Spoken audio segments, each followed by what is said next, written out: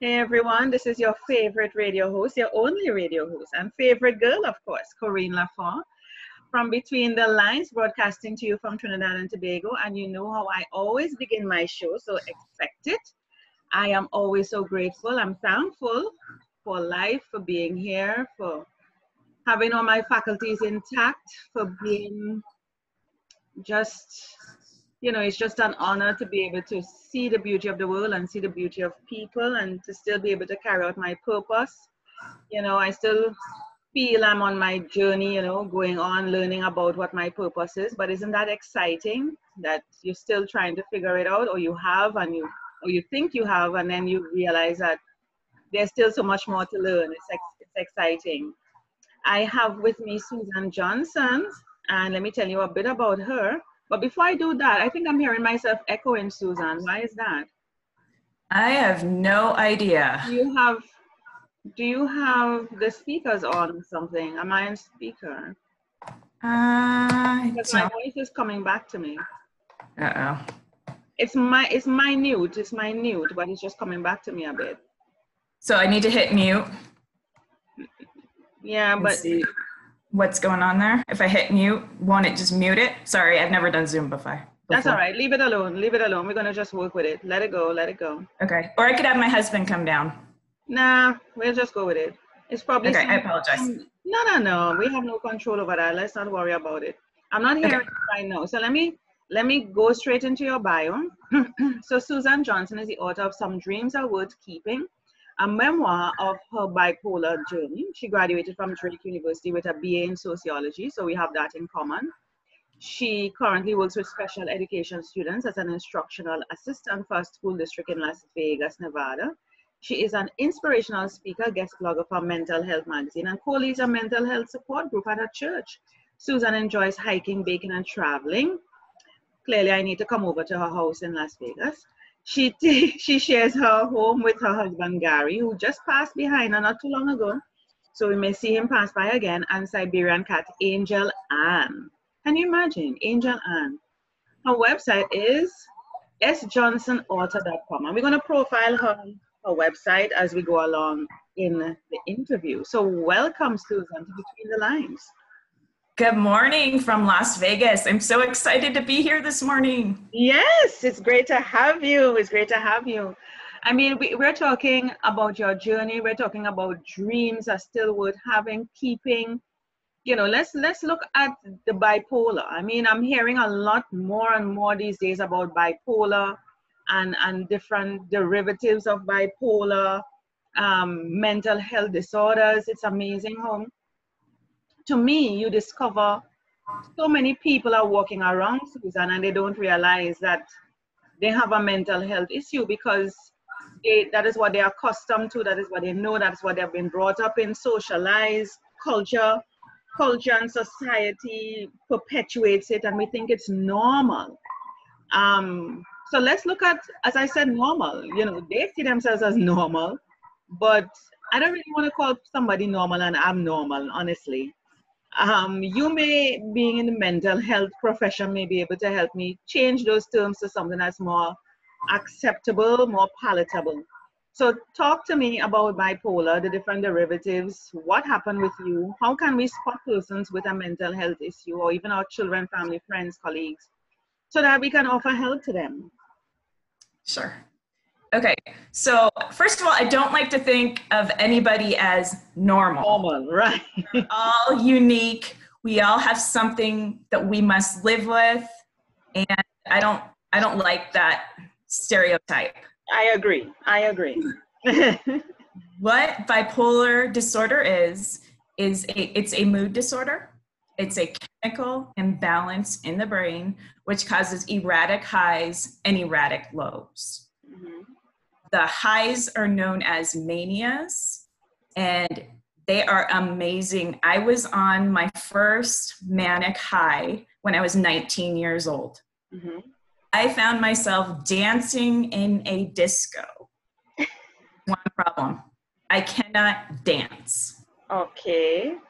So I got a lot of people thought that I was on drugs. They thought I was crazy, and I was getting a lot of stares. And whispers that perhaps I was on drugs, but I had never taken a drug in my entire life. Mm-hmm. When I returned home, that was my experience on a cruise ship. Mm-hmm. And returned home, I looked in the mirror and I didn't recognize my own reflection. Wow. I couldn't sleep. My speech was 100 miles a minute. I was an Energizer bunny. Mm. My parents knew right away what was going on. Mm. My mother is a nurse. Mm. And my uncle has bipolar disorder as well. So she knew to take me to a doctor right away. So I was incredibly blessed to go on lithium at 19, because most people do not know they have bipolar disorder either ever or till they're a lot older. Wow. So that is the mania. Now the downside are the depressions. Depressions are hell on earth. A depression is feelings of worthlessness, thoughts of death, and that's another big problem with bipolar disorder. 90% of people who live with it attempt suicide. Wow. Mm-hmm. This is big.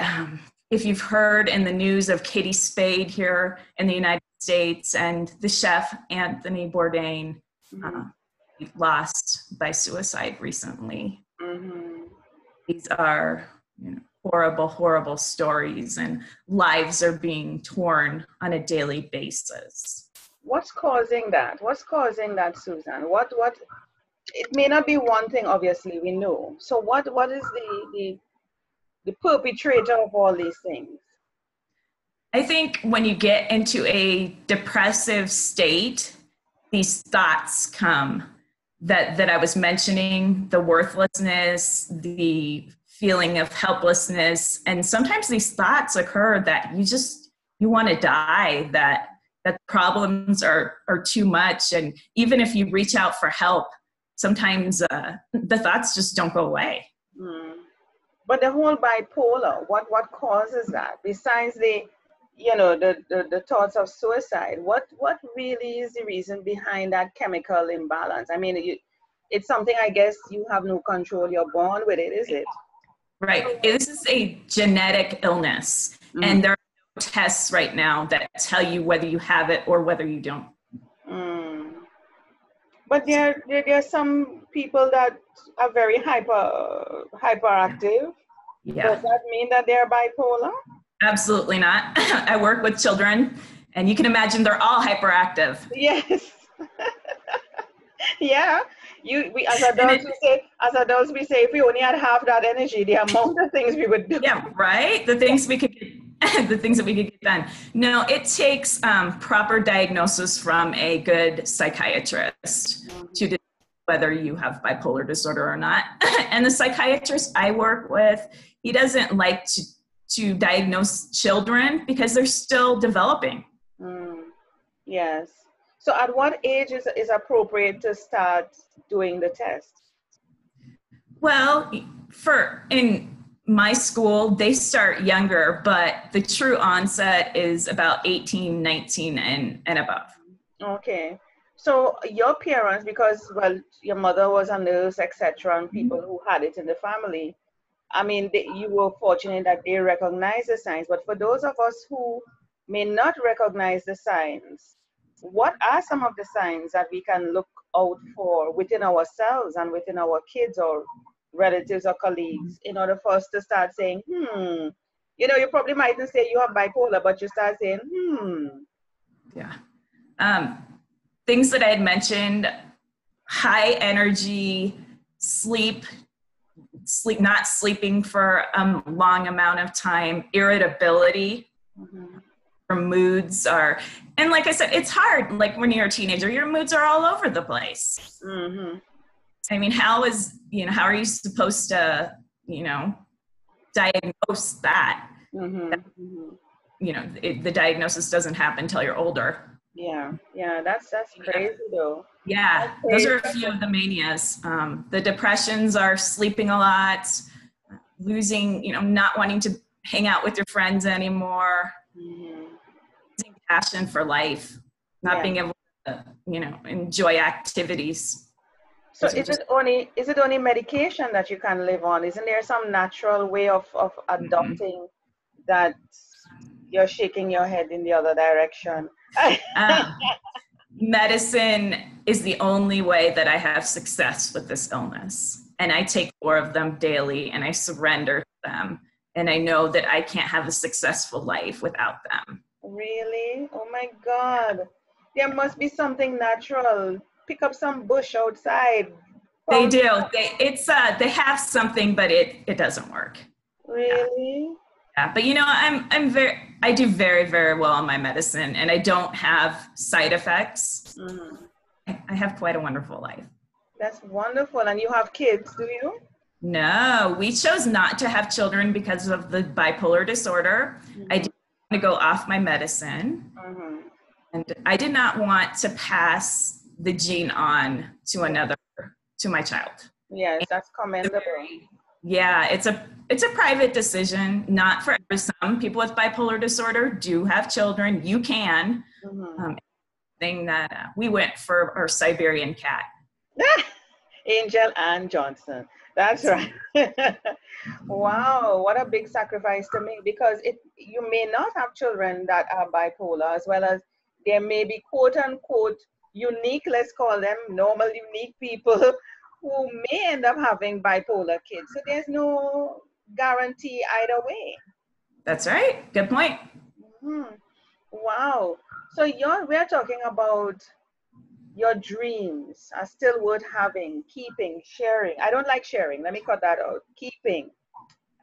Because when you share your dream, somebody, just throw cold water on it or they steal it or whatever. But why did you write the title as your dreams are still worth having? Why? I wrote the title Some Dreams Are Worth Keeping because when I was a young girl, I dreamed a teacher. So that was my dream throughout the book. And if you read the book, you'll find out that my dream had to change a little bit, but in the end, I did get my dream. It came true. Oh, there was a little internet glitch there a while ago. Oh. I missed that. What did you say your dream was? Oh, my dream was to become a teacher. Really? Yeah, that's what the dream. And you did.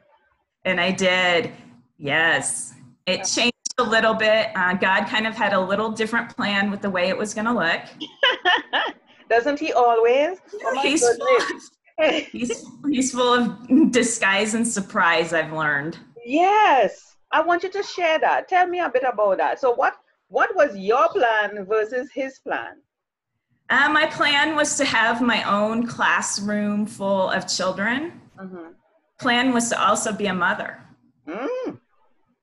Mm-hmm. Okay. And what was his plan? His plan was to work as an assistant, as a support staff. So I work alongside with some amazing teachers. And I work with special ed students that have attention deficit and that struggling in school. Wow. So was his plan a better plan for you in hindsight? It really, always is. And it's completely. Why? Why do you think that his plan worked out better? Why? Because the demands of being a teacher here in Nevada, it's really hard. Mm. There's a lot of pressure. And when you have bipolar disorder, when you're dealing with stress can set things off into a manic or a depressive state. Mm. So being in a support role kind of tones that down, but you're still able to carry out the role of a teacher and work with children. Yep. As far as I'm concerned, I have the best job in the school. That's all we need to know. That's all we need to know. It's the best job in the school. You don't need to be the principal. You don't need to be the vice principal. No, you're good right there. I mean, I really wanted to talk about that because I want people to understand that, and I'm sure they do, but sometimes it's good to say it. You have your plan, you have your dreams. You know exactly you know, what you want to do, you see it in your mind, but God Yeah. has something better. And although we say that, you know, we kind of doubt it and we're like, you know, God is going to kind of match up with what we want, not Yeah. really with what He wants for us. He's going to just say, okay, so Susan wants to be a teacher, I'll put her as a teacher. No, He sees your condition, He knows what it can do to you, you know, if under stress. And so He says, she could still be a teacher, but I'm going to put her in a supportive role here, you know, so she's not under too much stress and she can still enjoy the dream that she has. And I want people to understand that God, as you said, disguises and surprises. He mightn't bring the package wrapped with a bow and all those different things, but he still brings the package, but probably a nicer surprise comes out of it. And it's worth, the key thing, Susan, is that you recognize that. And I want people to recognize and Yeah. appreciate when things don't exactly work out as they would have wanted it, and appreciate and still show gratitude for what comes and then. Yeah. Absolutely. It's a great way of putting it. So tell us about your kids, you know, how your kids are relating with you. What do they have to say about Susan? My students would tell you I have a really good sense of humor and that I make them laugh. I need to meet with your student. I need to meet with your students and say, what do you think of Susan? What do you think? That's what they'll tell you. They'll Yeah. tell you that I can be a little silly sometimes. Yeah. What is their age group? What is the age group of the kids you're looking after? Kindergarten, first, and second graders. Oh my God, you're looking after the babies. I am, and I get a lot of hugs Oh, yay! the day, and I get a lot, Mrs. Johnson, Mrs. Johnson, Mrs. Johnson. And I'm sure they give you nice gifts and they draw pictures for you. And I do. I have some great artwork. yeah, Yes. nice. Now, I also have been blessed with a goddaughter. Oh, nice. So our goddaughter lives 2 miles away, and she's 7 years old, and she's the apple of our eye. Oh, nice. So you don't have kids, but you basically have a goddaughter, which is even better. I know, and I get to share my faith with her, so that's really important to me. Of course, of course. Oh my goodness. So what is a message, Susan, that you want to send out to people today on your dreams are worth having, and especially for those who have a mental health issue? And we need to go in a little bit after you explain that about, you know, more mental health issues that you may have seen and discovered, and what you would want persons to learn from that. So let me come back to the question. What is the main message that you want persons to get from this interview? Okay, I want you to know that if you or a loved one is struggling with bipolar disorder, anxiety, or depression, there is hope and there is help. You can be a success story just like I am. Wonderful. So let's go more into bipolar disorder. Is it just one condition, or are there different subsets of being bipolar? There's a bipolar 1 and a bipolar 2, and my mom was actually just diagnosed with bipolar 2, and she's in her 70s. Sorry, Mom, age away. That's okay. I'm sure she looks great. She does. Yes, yes. So what's the difference between 1 and 2? They're very similar, but type 2, she's never been on the mania like I was on the cruise ship. Mm-hmm. So her highs have never been as high as I've been in the past. Wow. And does it, as you mentioned her age, probably it's a good thing that you mentioned her age. Does it get better with age, or does it get worse with age? I would have to ask a doctor about that, but it doesn't really matter what you are. You're still going to have the same symptoms. Yeah. And how often on average these things happen to you, these occurrences happen to you? Well, when you're unmedicated, they happen on a daily basis. And for many people, you can't work, you know, you lose friends, marriages, you end up in divorce. Those And are is it, good you things. know, what other mental health issues have you discovered in persons in your profession?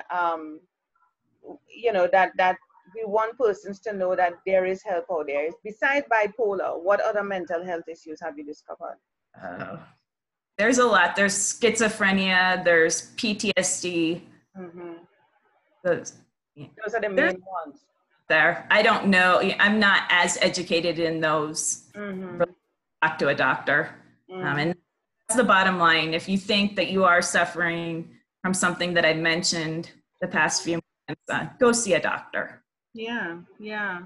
And you know, one of Recommendation. the things is that people don't like they live in denial, Susan. No, I'm not this. No, that can't be Yeah, happening to me, that's because right. they think that, you know, there's something that's wrong with them, and they don't want to admit that something is wrong. I'm perfect. I'm fine. How can Yeah. we get persons to the point of saying, no, I really need to go check this out. It's better if I know than if I don't know and it becomes worse. How do we get persons to take that step? I wish I had a solution to that. But mania, you don't think, like, just like what you were saying, you don't think you need any help. Mm-hmm. Great, you know, my life is perfect. I know everything. Mm-hmm. Just encouragement from your family members. And sometimes it just takes, it takes hitting rock bottom. Wow, why? I keep Job. hearing that. I keep hearing that lately, Susan. Why does it take reaching the valley, as somebody said to me, reaching the valley, rock bottom, for you to turn around your life? Why? I think you just think that, like, you think everything's great.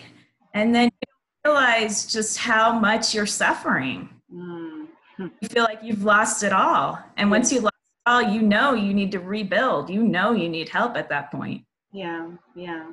On a relationship level with you and your husband, how does your condition, how does he cope with your condition? What are some things that a spouse need to do to help somebody with bipolar or even PTSD or schizophrenia or whatever it may be? How do you relate? What does he have to do? Well, we've had smooth sailing. We've been incredibly blessed for the past 11 years. Wonderful. Mm-hmm. This summer, I went from being a traditionally published author to a self-published author. Nice. And it's been a bumpy ride. Mm-hmm. These things have been happening. Everything that's gone wrong has. And my husband has been working from home, and I've been off for the summer. And I've been having to run up to the office every other minute, and I've been driving him batty. Are you sure you're not giving him bipolar disorder? Yeah. So, but come on, he drives me batty too sometimes. Isn't that a part of just marriage? I guess. I'm just kidding. I think it's one of the 101 plus things. I'm just kidding. Yeah. So I've learned he has to be really patient with me. Yeah. Get kind of obsessive when things don't go right, like really nervous and anxious when there's problems printing my book because it has tears on the bottom. I got my books printed here in town, and it's not done 100% right. So I kind of go into a tizzy. What do I do? Yeah. So he's just had to be really patient, and I know it's been really hard on him. But I've learned that giving me space and just kind of listening to me instead of trying to give me advice or telling me what to do, that's very helpful. And I call my mom a lot. Yeah. Have women who doesn't call their mom a lot? I'm like, who doesn't? When you have nobody to call, and once your mom is alive, even if she passed on, you're like, Mom. We have multiple calls a day. She's an amazing woman and a big support of mine, a close friend of mine. So I've had a lot of other people to support me, another dear friend, you know, women that could really relate to me. Well, yeah. So you need to have a nice little network, a close-knit network. Absolutely. Yeah, that will support and encourage you, that you can trust, you know, Yeah. to share what you're going through and not be judged, which is important. That's right. Not be judged. Yeah, that I had started a support group here at my church that I had wanted to get going for years, and I lead with an amazing psychologist. Nice. And it's awesome. Yeah. Absolutely love it. So it's a great support. Yeah, working through your church is always so rewarding. Yes. You know, helping others, reaching others is amazing. You just never know who needs the help, and right. and to be able to give back is yes. so rewarding. It is very rewarding. It is. Suzanne, I'm going to switch over to your website shortly. Just give me a sec. Let me see if I can bring that up. Yeah. I'm bringing up a new window here. So it's S. Johnson. Remind me, S. Johnson what again? S. Johnson, author.com. .com. Yeah. 1 second. Let me make sure I have the right thing first. Yes, I do. Hold on. So I'm going to share the screen here now. And I love the haircut. Thanks. Yeah, that's my best day. Yeah. yes. You know, the hair doesn't work well all the time. Yeah. No. And I do want to say I have not updated my website yet. This is the old cover. Okay. It's still the same cover, but the new edition has black writing. I got rid of that tacky yellow writing. Okay. Yeah. And also it is in the process of being relaunched. Okay. You can contact me and I can put you on the list when it is available at any store worldwide or on Amazon. I would love to get feedback from this program. So we can contact you where? Through here? On the website, yes. Or at my email, dreamsareworthkeeping@gmail.com. Dreamsareworthkeeping@gmail.com. Love that. So some dreams are worth keeping. Yes. Yeah, some dreams are worth keeping. So you have had some awards here. Yeah, and I was recently featured in the magazine that I blog for, BP Hope. I should hold it up, but I got recognized for being a success story in this month in the BP Hope magazine. So I was incredibly honored to have an interview put in there this month. Fabulous, fabulous. Any little thing is worth shouting from the rooftop about. Right? God is good. Yes, all the time. All the time. So this is you here. Yeah. Yes. Let's get to know about you. Oh my God, the phone is ringing. Ignore that. I have the phone near to me. Oops. Yeah, just give me a sec. I hope somebody picks up the call. Oh, great. Somebody picks up the call. Yes. So let's come back to your book here. Yeah, so you said this is the book, and of course persons can contact you. What I would suggest is that you can probably have a sort of opt-in where you can tell persons when it's going to be relaunched. Yeah. And start collecting the names so that they can probably get a discount for putting in their names earlier than you. Yeah. So you can do an opt-in here as well as you can do an opt-in. The opt-in can show on the front page. Yeah. So that persons can put in their name, and for those who put it in early, they get a special discount. So they get a reward for taking action early. Yeah, I'm a publisher. I know. You know, I have my IT guy does my webpage, and I haven't been in school. Yeah. So I've been able to do, and I was hoping the book would have already been out by the time this interview happened. Yeah. So have a nice thing. You know, and do a nice little book trailer to go with it. The book trailer can be just you talking about it. You know, a simple thing, talking about the book, showing some things about the book. Highlighting. Have a nice little, have a video to promote the book as well, and explain a little bit about your story, or even you could use this interview in addition to the book trailer, so that it will help Yeah. with your book as well. So just giving you a few tips. Yeah, that's great. Thanks Yeah. for the idea. Yeah, just giving you some few tips. So this is the first one. No, it's not the first one. You say you're revising it. This is a second edition of the first one. Yes. So you've made some changes and updates to Yes. The print is bigger for those people that have a hard time reading small print. Yeah. Very good. Very good. There's a whole new, I did a chapter called The Journey Goes On, because the first edition came out in 2015. Okay. Updated it with all the blessings that I've had since 2015. Oh, that's great. That's a great thing. So you're journaling, I would expect. You're journaling and keeping a note of everything that's happening to you. Awesome. Absolutely. Awesome. It's something that I need to practice as well. I tell my clients to do that, but I need to practice just journaling, Yeah, I do it every day. Yeah. Actually, there were journals used in writing this book. I would expect so. Yes. Anybody that's writing about their dreams, word keeping is somebody who I'm sure would be journaling, Yes, absolutely. And I encourage journaling. It's very therapeutic.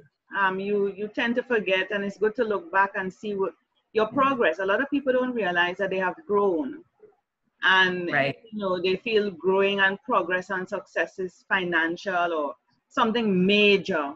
But when you see how far you have come from 2015 or even before that to now, you'll be like, whoa, I need to celebrate all these successes.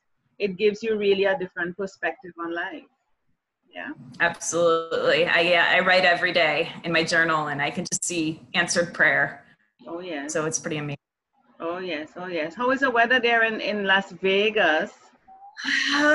We just had the hottest week of the summer, but it's broken, and I think we're going to be down to 103 today.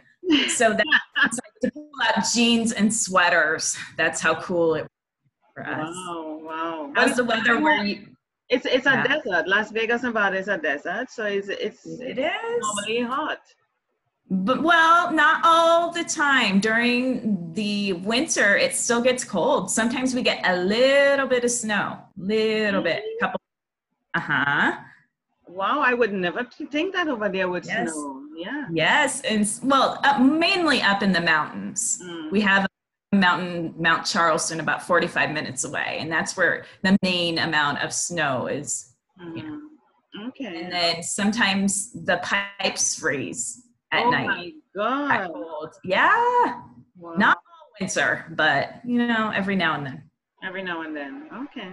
Well, challenges. As again, we have no control over the weather and Mother Nature. We just have to roll with it. So, oh my goodness. So, Susan, this has been a wonderful, easygoing interview. I mean, it comes like I'm talking to you in your backyard. I'll be sipping a cup of tea. This is amazing. Yes, this is good, and I'm happy for you that you've discovered what's going on with you. And like most people, we need to take charge, recognize, stop living in denial, and just take the bull by the horns. I know it's frightening. I know fear keeps us from really facing what we need to face, but we need to, or else it could get worse, and we don't want it to reach rock bottom, for us to do something about it. So I want to say how much I appreciate your time. Thank you. Even though I know you wanted your book to be in hand to show it today, but that's okay. We show it on the website, and you're going to set up that thing on your website so that persons can opt in, so that they can get a nice copy early when it comes out. So thank you so much. Is there any final thank you. Any final words from you before we go? I just want to thank you so much for having me on your show today. And I hope maybe I can come back again. Anytime you're ready. You know how to find me. Yeah, and next time we're going to include your husband so that he can tell us all the problems you give him and what he needs to do. It's hard to ask me about that. You have to ask him. So we're going to bring him on the next time. So that's a good idea. Yeah, he can tell us the truth about how to deal with you, Suzanne. Yes, he sure can. Oh my goodness. Thank you so much. It's been a pleasure having you on Between the Lines. You too. Thank you.